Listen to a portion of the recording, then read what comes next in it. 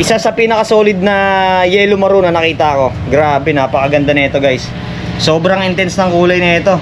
Ayan, oh. Napakaganda ng pattern. Napaka-solid. Ito, bro, mga ilang taon na sa ito? 3 years na yan eh. 3 years na to. Grabe, oh, ganda, oh. Sobrang ganda ng pattern nito. Ayan, oh. Kita nyo naman, guys, kung gaano kaganda. At sobrang enhanced ng color nito. Kahit pumunta kayo dito ng personal, makita nyo to dito sa area nya at mabisita nyo, napakaganda nito.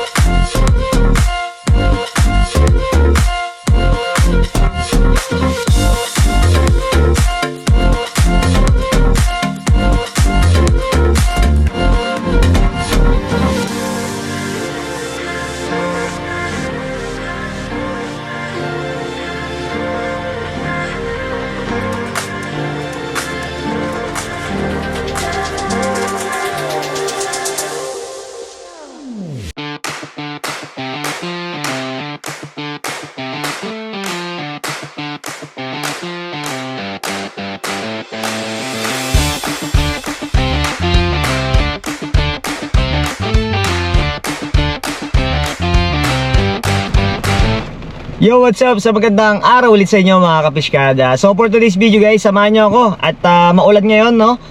At i-check natin ngayon guys, dahil may bibisitahin tayo ngayon na nagbebenta, nag-aalaga ng monster fish, no? At marami sa ating nagtatanong ng regarding sa mga tiyanak. Ayan, so excited na ako na i-feature sa inyo at pakita sa inyo kung ano yung mga mangyayari ngayong araw. So check natin kung ano yung makikita natin mga tiyanak na available sa kanya. So tara, let's go! So guys, magandang araw ulit sa inyo. At yun, touchdown tayo dito sa may Malagasang 2. So bali, galing tayo ng Golden City. Kung mapapansin nyo yung mga sasakyan, eto papunta yan ng Malagasang, Paimus. So ito lang yung tumbok nyan, Maranata. Tapos pag dito naman sa left side natin, papunta ng LTO Sabang, ayan, sa Dasma. Sabi ko nga sa inyo, may bibisitahin tayo ngayon na nagbebenta ng tiyanak. At nag-groom din siya. So check natin guys yung mga klase ng tiyanak na available na makikita natin. Ayan. So maulan ngayon, mapapansin nyo yan. Malapit lang sa area to, nakatinyeras lang ako. Tingnan natin yung kanyang mga tiyanak dito guys. Ito. So guys, ayun, touchdown tayo ngayon. At kasama natin ngayon yung owner at groomer seller ng tiyanak. So pakilala ka muna bro. Ako nga pala si Mavi Bagtas, Igaimus Cavite, ang groomer at seller ng tiyanak. So guys, gaya ng sinabi ko sa inyo, ayan, ipapakita ko sa inyo yung mga iba't ibang klase ng mga tiyanak, ano, imported guys mula sa may Indonesia. Ayan, kung mapapansin nyo, ang dami dito mga tiyanak. Nagkalat, iba't ibang klase. So mamaya magpapasama tayo kay Bro Mavi para ma-check, ano, kung magkano yung mga price ng tiyanak na available dito at kung ano-ano yung mga klase na makikita natin. Dahil dito guys, ayan, oh, napaka-solid, lalo na to. Bago tayo matungo dito guys, yung mga tiyanak na available at yung klase at yung presyo, ipapakita ko sa inyo. Dako muna tayo dito kasi marami ako napansin dito guys na mga trophy. Ayan, oh, trophy dito ni Bro Mavi. So bro, paliwanag mo naman dahil ang daming mga champion na trophy yung mga nandito sa'yo. Ano ba yung mga history na itong mga to? Mga ito sa Cagayan online show. Ito, judge naman ako dito. Ito sa Kadayawan, Davao. So dati ito is mga trophy mo sa pag-goldfish. Pag-goldfish. So bali ikaw is nagbi-breed ng goldfish tsaka nag-groom. Okay. So guys, kasi napansin ko dito ang dami. Ito, ibang klase ng mga trophy niya. Ayan, oh. Pakita ko sa inyo guys. Ayan, madami. Tapos halos champion. Ito. Guys, for sure nakikilala niyo na to, no, sa goldfish community. Kilalang kilala niyan. Tapos nagje-judge na rin siya. Tapos yung mga champion na trophy niya na nandito. Ayan, oh, ang dami. Pero matanong ko muna bro, no, kailan ka nag-start mag-alaga ng tiyanak? Siguro nag-alaga ako ng tiyanak June last year. Last year. Dito bro, mga ilang klase ng tiyanak yung mga makikita nila dito? Siguro mga 10 klase ng tiyanak. Meron tayo, may maliit, may malaki. Yung mga available sa dito? Available sa akin yan. So mga 10 strain ng tiyanak. Ito yung rack na to guys, nandito yung mga available. May mga small, medium. Tapos ito yung mga medyo malalaki. Ito kasi not for sale to, no? Ito yung pinaka-display. Guys, ito, pakita ko muna sa inyo. Isa sa pinaka-solid na yellow maroon na nakita ko. Grabe, napakaganda nito guys. Sobrang intense ng kulay nito. Ayan, oh. Napakaganda ng pattern. Napaka-solid. Eto bro, mga ilang taon na sa ito? 3 years na yan eh. 3 years na to, grabe oh, ganda oh. Sobrang ganda ng pattern nito. Ayan oh, kita nyo naman guys kung gaano kaganda. At sobrang enhanced ng color nito. Kahit pumunta kayo dito ng personal, makita nyo to dito sa area nya. At mabisita nyo, napakaganda nito. So dito bro, etong rack na to, yung mga nasa pinakataas, Yan yung mga Juby size natin yan. Juby size na Chana. Oo, yan yan. Ano-anong mga Chana yung nandito? Ito na, pulkara. Chana Pulcra. Oo, Ito. pulkara yan. Ito, mga anong size na to bro? Siguro mga 3 inches yan. 3 inches, ayan oh. Chana Pulcra. Ayan. Nasa magkano yung price na ito bro? 450. 450. So murang-mura guys oh. So ito guys, ang kagandahan dito, yan, pwede nyo nang i-avail tapos kayo na lang bahalang magpalaki at mag-groom. Ayan oh. Tapos for sure, tuturuan kayo ni Brother Mabi niyan dahil hindi naman tumadamot sa mga idea pagdating sa Chana. Next natin, etong tank number 3. Anong ano to bro? Pulkara din niya, pulkara. Ito. Oo. So bali ito, Chana Pulcra din. Ito, same lang sila ng presyo. Same lang, same. Same lang sila ng price. Ito, ano rin, pares din to. Pares lang. Okay. Yan, Stewart naman. Ito. O, yan mga Stewart. So, ito guys, Stuart T. Chana. Nasa magkano naman to? 450 rin. Pares lang. Pares lang ang price. Stuart T. Ayan oh. So, may mga ibang size at mga klase dito. Ayan oh. So, 450 pesos each yung nandito. Hanggang dito ba to bro? Oo bro, yan. So, Mga ito Juby guys. size. Ito, napaka-active din dito. So guys, ayan, marami kayong pagpipilian dito. So mula dito, may Pulcra, tapos may Stuart dito. Pwede kayong mamili. Pwede kayo sumipat dito. Sabi ko nga sa inyo, pag kumindat sa inyo, ipa-plastic nyo na. Ayan oh. Ayan, so dito, napansin ko rin dito bro, yung mga tank mo, halos lahat may mga cover, no? Ito, Oo, bro. may mga cover. Ano ba yung importance ng may cover tayo sa tank, lalo na pag mag-aalaga tayo ng Chana? Hindi, bago kasi mag-alaga ng Chana, importante talaga yung aquarium muna. Safe yung may takip. Wala talagang tatalunan bago ka mag-alaga. Kasi ano yun, mga jumper din sila, no? Yun yung pinaka-importante sa mga nila. Parang nangyayari sa akin, nag-alaga tayo ng Chana, tumalon, nanginayang tayo, bigay din yun ni Brother Raymond. So tumalon yung Chana natin kasi nga, advantage kailangan laging may cover yung tangke nyo kasi pag wala, kinabukasan, nasa lapag na yan. So kailangan pag mag-start kayo mag-alaga ng Chana, mas maganda may pinaka-cover siya, tapos may filter, may aeration. Kasi kahit ito, kahit walang mga air pump yan, kayang mabuhay yan. Ayan, kung mapapansin nyo dito, walang mga air pump, no? So parang beta fish lang din, kaya nilang huminga. Kaso nga lang, mas maganda din talaga pag may additional kayo na sponge filter kahit ganyan, no? Mas maganda yan, mas active sila. So dito sa pangalawang rack, anong ano naman to? Asiatica Kalimaya. Asiatica Kalimaya na Chana. Ito. So yung mga gantong size is nasa around na to, mga 4 to 5. 4 to 5. Nasa magkano to bro? 2K yung out ko dyan. 2K ito. 2K. So Asiatica Kalimaya. Super red. Super red, ayan. So check natin dito. Ano pa ba yung mga ano? Halos kalimitan dito guys. Etong part na to kasi na-sold na bago tayo pumunta, no? May mga bumili at may mga umorder through online. So tumatanggap ka rin ng mga Bayalala Move, delivery kahit mga provinces. Pwede. So pwede silang umorder. Pwede. Halimbawa, mga nasa Mindanao, Visayas, nag-accommodate ka ng order nun? Pwede. Pag LBC, kung maliit yung isda, pwede naman LBC. LBC. Pero kung, siyempre, yung mahal isda mo, o kaya may price, kailangan air cargo para 1 day shipment lang. So yun, mga air cargo, meron ka ring tropa tayo dyan na no? Si Brother JR Kabutahe ng JRSS. Ayan, shoutout sa'yo bro. Tapos, kapag malapit lang, pwedeng Bayalala Move, no? Pwede yan.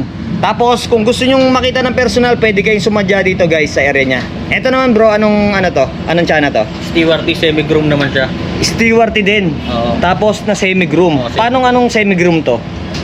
Good size na sila mga boss. Mga good na yung mental. Alagaan mo na lang. Maganda Kumbaga, i-maintain mo na lang. Oo.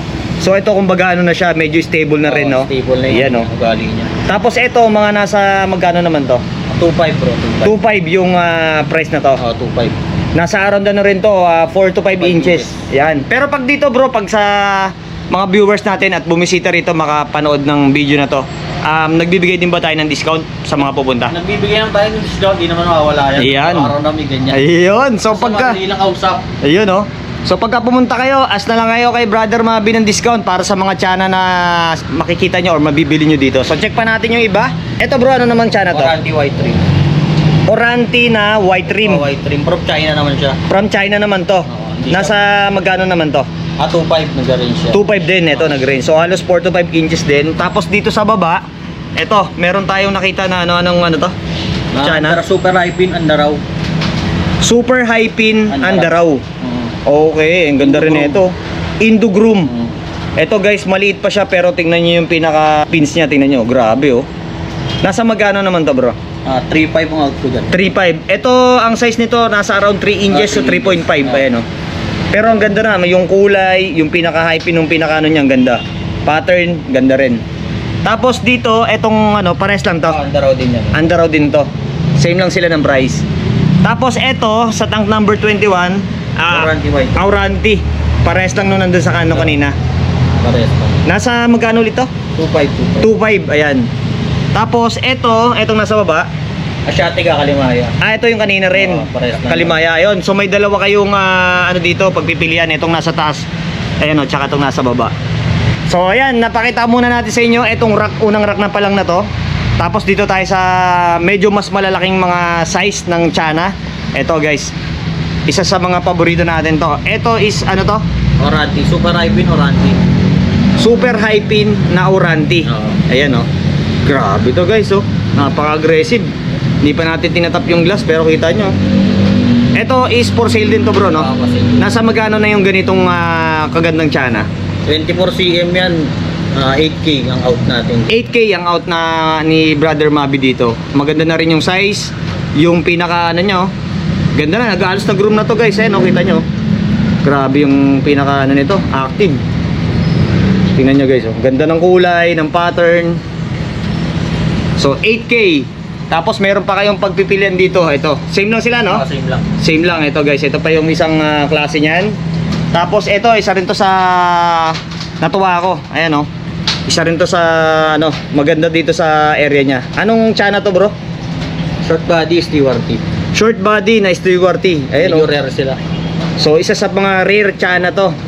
Grabe din oh. Ang angas kasi short body. Ngayon lang tayo nakakita nito guys. Tas yung kulay oh.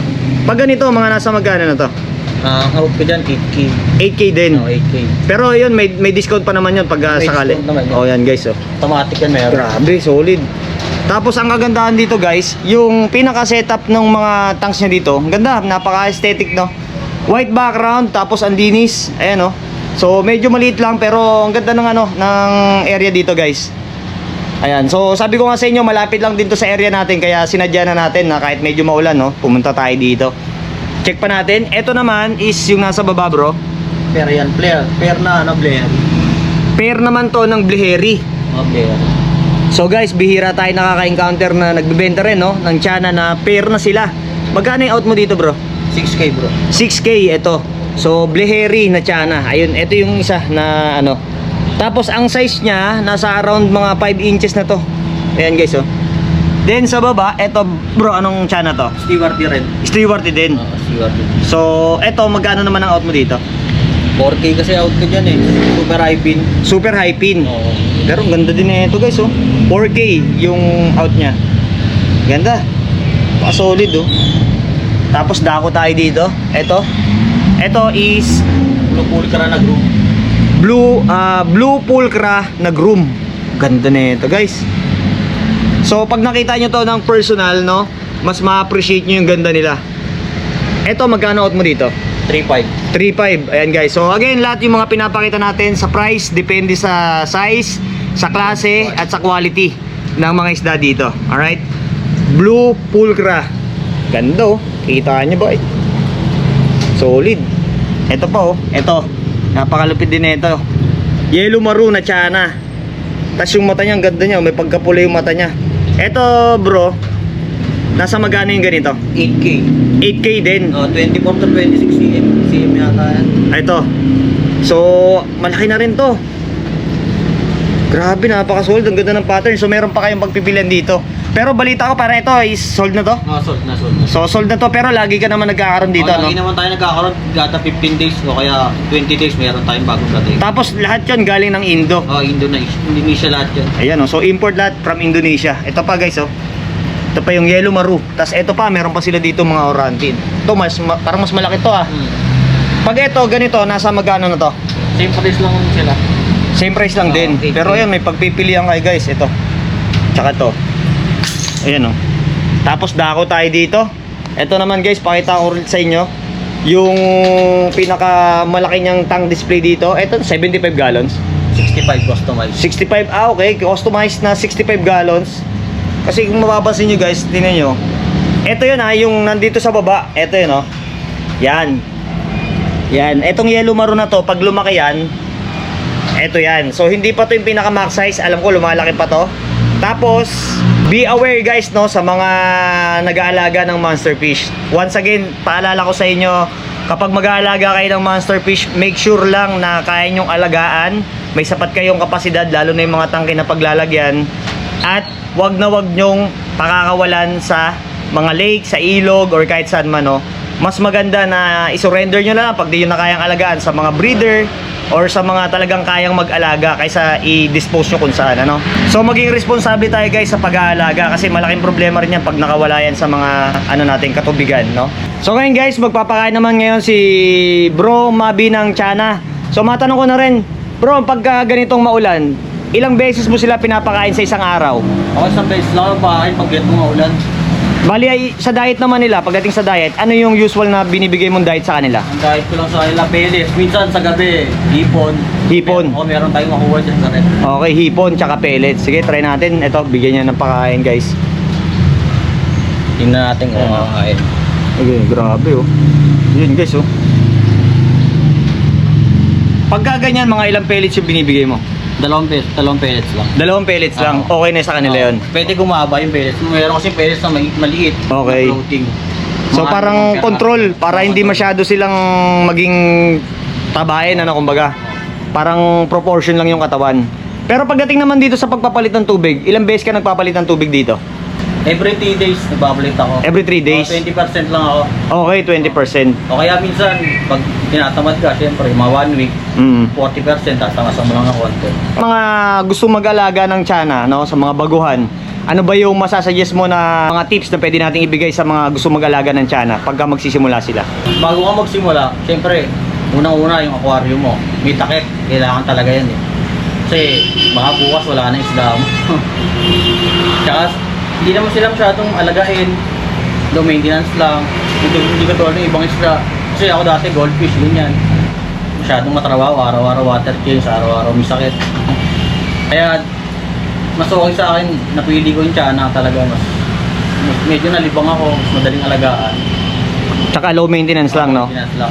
So sabi ko nga sa inyo, kaya niyan huminga na kahit wala silang aerator, pero kung ako mag-aalaga, much better pa rin talaga guys, Lalo na sa fish keeping, yung meron pa ring air pump tsaka mga filter, yan.